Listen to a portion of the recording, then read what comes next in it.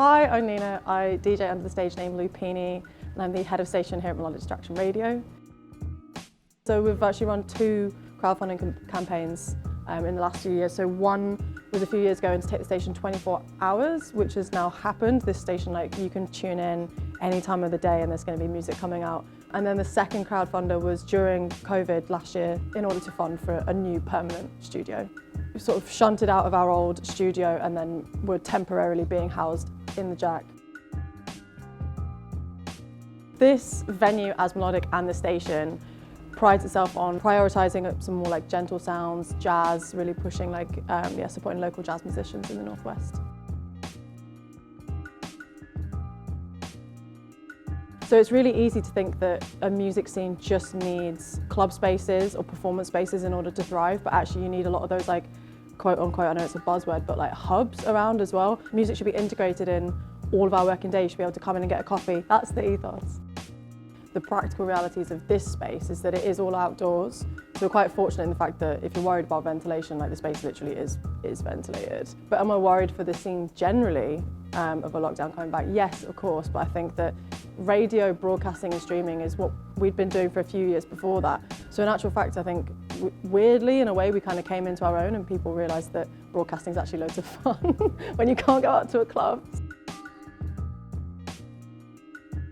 So I'm Danny Dilbastide. I am the bar supervisor here at Melodic Bar.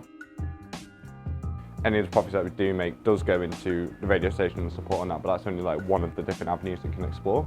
It can basically allow people to have this space to put on their own events, whether that's host or not. So anything that we do is not just single-handedly supporting the radio, but trying to explore the other areas of Liverpool's music scene.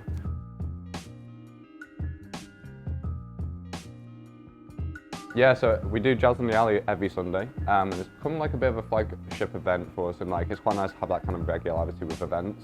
So Jab, one of our radio hosts, he basically creates this lineup for us. My name's Dave, playing at Melodic Bar tonight with Amanda Brown. We formed the Lotus Blossoms. I'm Amanda Brown and I'm from the Lotus Blossoms. So tonight we're going to play Jazz in the Alley at Melodic Bar and Coffee. The type of tunes we're going to do are all kind of vintage stuff, sort of ragtimey, 20s jazz, 40s country.